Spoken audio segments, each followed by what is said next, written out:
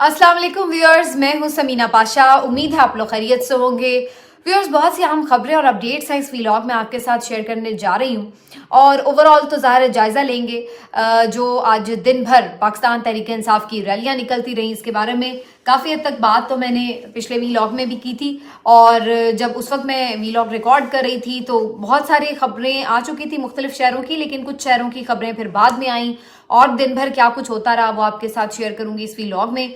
इसके साथ ये भी बात करेंगे कि आखिर इस सारी प्रैक्टिस से इमरान खान साहब ने क्या हासिल किया। ये कॉल खालिस्तान इमरान खान साहब की तरफ से दी गई थी, इसका मकसद क्या था और क्या वो मकसद अचीव हुआ, इसके ऊपर बात करेंगे। फिर एक दो अहम अनाउंसमेंट्स हैं जो आज के दिन की गई हैं। एक तो पता चला है कि वजीर आला केपी कौन होने जा रहे हैं और ये राज किसने अफशा किया ये आपको बताएंगे। और फिर चेयरमैन तहरीक इंसाफ बैरिस्टर गौहर साहब ने आज पाकिस्तान तहरीक इंसाफ का मंशूर भी लॉन्च कर दिया है और ये मंशूर मुझे बड़ा इंटरेस्टिंग लगा। इसके ऊपर बात बड़ी इंटरेस्टिंग वे में हो सकती है तो इसके ऊपर भी बात करते हैं। आपको कुछ इसकी सीधा चीज़ें भी बताऊंगी। आपको बताएंगे कि जनाब एक कंफ्यूजन में नज़र आ रही थी पाकिस्तान तहरीक इंसाफ के NA 119 से किसको आखिरकार टिकट दिया जाए, क्योंकि यहाँ पर सनम जावेद के कागजात मंजूर होने के बाद सूरत हाल कुछ थोड़ी सी बदल सी गई थी, लेकिन उसका अब क्या बज़ाहिर नज़र आ रहा है उसके ऊपर भी बात करेंगे इस व्लॉग में। आपसे रिक्वेस्ट है कि चैनल को सब्सक्राइब कर लें अगर अभी तक सब्सक्राइब नहीं किया।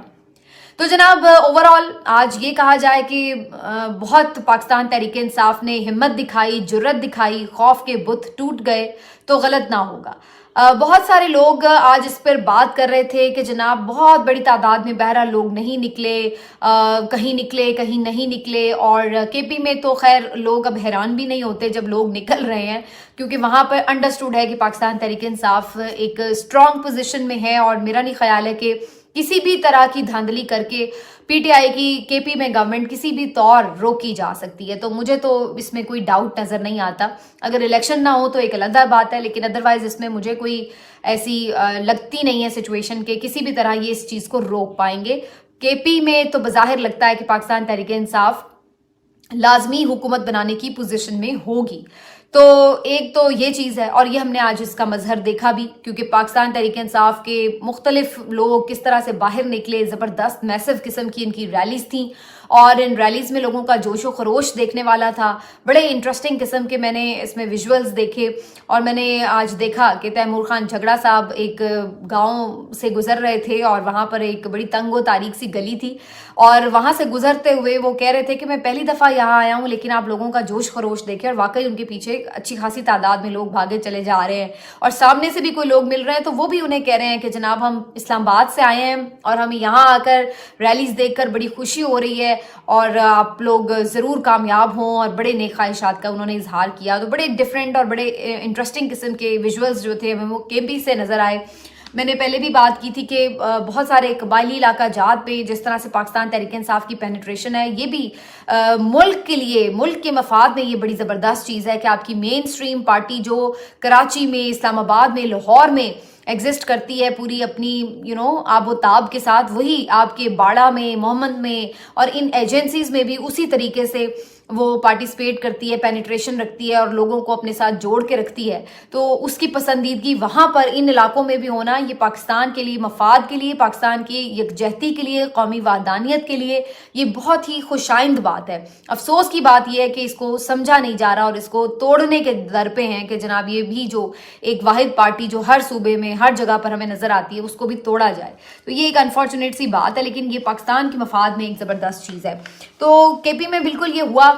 उसके बाद हमने मनाजिर देखे, लाहौर में भी बहुत लेट लोग निकले फाइनली, लेकिन निकले। शुरू में तो लग रहा था कि शायद लाहौर में इतना ज़्यादा हम नहीं देख पाएंगे क्राउड या कोई रैली नहीं निकल पाएगी और कुछ, एक तो वैसे ही लाहौर चूँकि शरीफों का घर है तो वहाँ पर पुलिस तो बिल्कुल ही आपको मालूम है कि जिस तरह के उसके अंदाज होते हैं, तो वो रैली की अनाउंसमेंट से 4 घंटे पहले ही मुकर्ररा मकाम पर खुद पहुँच जाते हैं, तो किसी को जमा ही नहीं होने दे रहे होते। ऐसी ही सूरत हाल आज भी थी मुख्तलिफ जगहों पर। इन्होंने हमाद अजहर साहब के वालिद मियां अजहर को भी गिरफ्तार किया, बाद में खैर उन्हें फिर छोड़ भी दिया शाम को। उसके बाद लिबर्टी में ये लोग जमा हो गए पहले से ही, जो वहाँ पे 4-5 लोग भी जमा होते थे उन्हें इधर उधर वो कर देते थे, मुंतशिर कर देते थे। एक आध गिरफ्तार कर लिया, किसी को जरा थाने की हवा खिला दी, फिर छोड़ दिया। तो ये आंख मचोली सारा दिन लाहौर में हमें नजर आती रही मुख्तलिफ जगहों पर, लेकिन इवेंचुअली फिर थोड़ा सा आगे बढ़कर दोपहर के बाद ایک دم تیزی آئی اور پھر اس کے بعد ہم نے دیکھا کہ پاکستان تحریک انصاف کے مختلف جو ٹکٹ ہولڈر ہیں وہ باہر نکلے اور انہوں نے ریلیز کو خود لیڈ کیا، جن میں علی اعجاز بٹر صاحب سر فہرست نے آج بہت زبردست انہوں نے ریلی نکالی. علی اعجاز بٹر صاحب کو بالکل میرا خیال ہے پاکستان تحریک انصاف نے جو ٹکٹ دیا ہے انہوں نے اس کا آج حق ادا کیا. پوری انہوں نے کیمپین چلائی اور بڑی زبردست، حالانکہ وہ ویسے تو وکیل ہیں لیکن ایسا لگ رہا تھا کہ کوئی سیاستدان ہے جس انداز سے وہ کیمپین کر رہے ہیں. ابو ذر سلمان نیازی کو بھی میں دیکھ رہی تھی، ان میں ایک تو ہوتا ہے نا آپ مطلب آپ کا کام نہیں ہوتا لیکن آپ بس ماری کٹی کے کر رہے ہوتے ہیں، لیکن جو ابو ذر سلمان نیازی صاحب ہیں وہ حالانکہ امیدوار بھی نہیں ہیں، وہ سلمان اکرم راجہ صاحب کے ساتھ ہوتے ہیں سارا دن، انہی کے ساتھ کورٹس میں بھی پیش ہوتے ہیں اور ان کے جو معاملات ہیں اس کو دیکھتے بھی ہیں، تو ان کے ساتھی ہیں بیسیکلی. اور وہ ان کی کیمپین کو جس طرح سے رن کر رہے ہیں وہ اتنا انٹرسٹنگ ہے ان کو دیکھنا کہ وہ واقعی بڑے جذبے سے لگے ہوتے ہیں. بڑا مزہ آ رہا ہوتا ہے مجھے ان کو دیکھتے ہوئے جس طرح سے وہ لوگوں کو موٹیویٹ کرتے ہیں. سلمان اکرم راجہ صاحب بھی آج نکلے ہوئے تھے. پھر ایک اور جو بڑی زبردست ریلی تھی وہ نکلی تھی جناب شہزاد فاروق صاحب کی. شہزاد فاروق صاحب جو ہیں یہ 119 سے مریم نواز کے مد مقابل ہیں. بنیادی طور پر یہ وہ حلقہ ہے جہاں پر صنم جاوید خان صاحبہ مریم نواز کے مد مقابل آنا چاہتی تھی. اسی حلقے سے انہوں نے کاغذات بھی جمع کرائے تھے لیکن پھر ان کے کاغذات ریجیکٹ ہو گئے، پھر ٹریبونل میں بھی ریجیکٹ ہو گئے، پھر لاہور ہائی کورٹ میں بھی ریجیکٹ ہو گئے. تو اس سارے بھی جب یہ مسلسل ہوا تو ظاہر ہے ٹائم بہت زیادہ ہو رہا تھا، تو پھر پی ٹی آئی نے اس کے اوپر اس حلقے کے اوپر جو پینڈنگ ٹکٹ تھی اس کو پھر ایلوکیٹ کر دیا شہزاد فاروق صاحب کو. چونکہ شہزاد فاروق صاحب کی بھی ان کی فیملی کی بھی بڑی قربانیاں بھی رہی ہیں. عباد فاروق ابھی بھی ملٹری ٹرائل کا بھگت رہے ہیں. معاملہ عمار فاروق جو ان کا بیٹا ہے وہ اس دنیا سے جا چکا ہے، بچہ شہید ہو چکا ہے، معصوم بچہ. تو عمار فاروق کے جو چچا ہیں یا آپ یوں سمجھ لیں کہ شاید تایا ہیں، آئی ڈونٹ نو، لیکن بہرحال جو ان کے یعنی کہ عباد فاروق کے بھائی ہیں شہزاد فاروق، ان کو یہ ٹکٹ دے دیا گیا تھا اور انہوں نے اس کے اوپر کیمپین بھی سٹارٹ کر دی. لیٹر آن سپریم کورٹ میں جب صنم جاوید صاحبہ پہنچی اپیل لے کر تو وہاں پر ان کے نامینیشن پیپرز جو تھے وہ ایکسیپٹ کر لیے گئے اور ان کی اپیل منظور کر لی گئی. تو اب ایک عجیب سی سچویشن پی ٹی آئی کے لیے بن گئی تھی کہ اب اگرچہ ان کی پوری کوشش خواہش یہ تھی کہ وہ صنم کے مد مقابل آئیں، لیکن آلریڈی شہزاد فاروق صاحب کافی دنوں سے کیمپین کر رہے تھے تو ان کے ساتھ بھی زیادتی ہوتی اگر ان سے اس وقت ٹکٹ لے کے صنم کو دے دیا جاتا.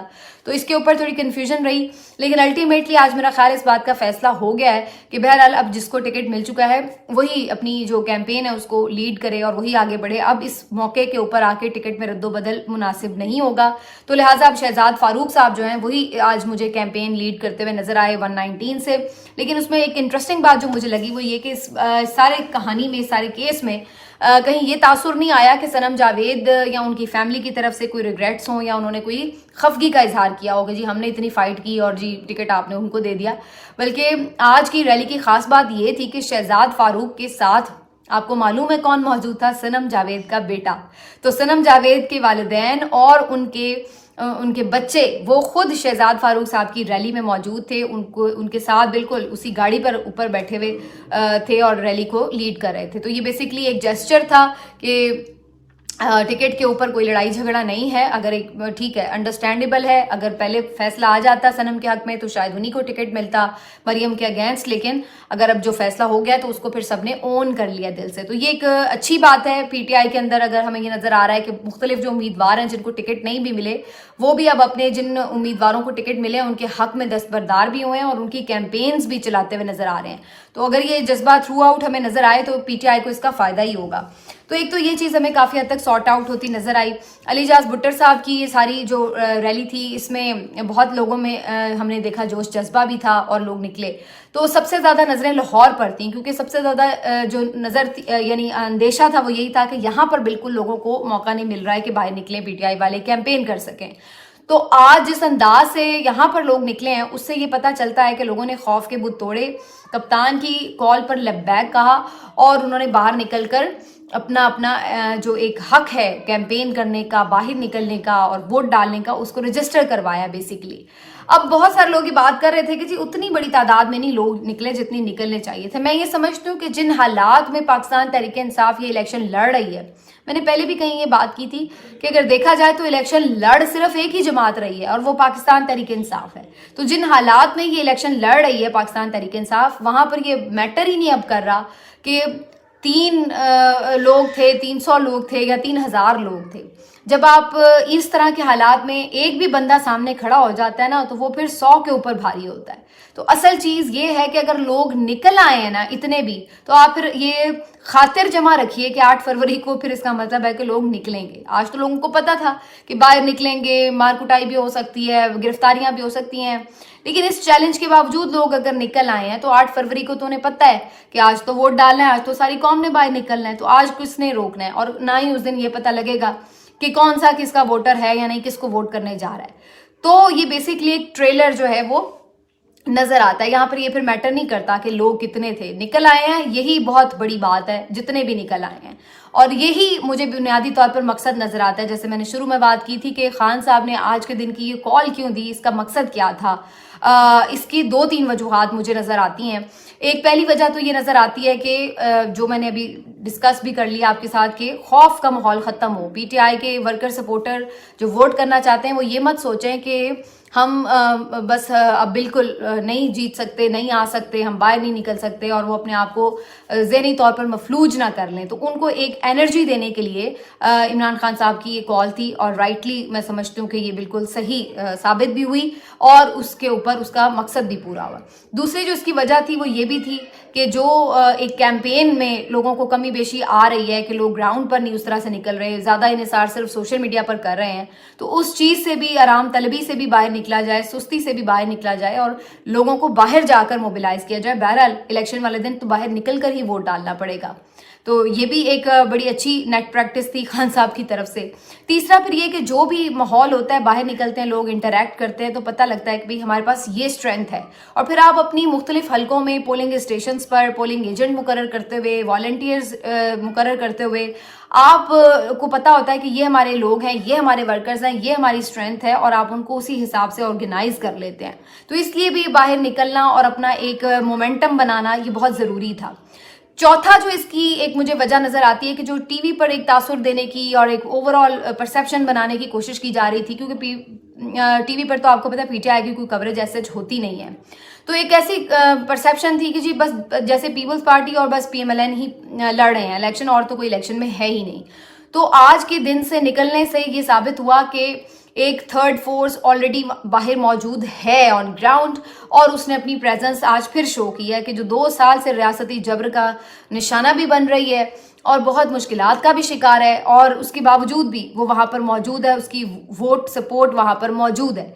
तो ये एक जो मैसेज देना था क्लैरिटी से, ये बड़ा मेरा ख्याल है ज़बरदस्त मैसेज था, और ये भी फाइनली बहुत अच्छे तरीके से गया।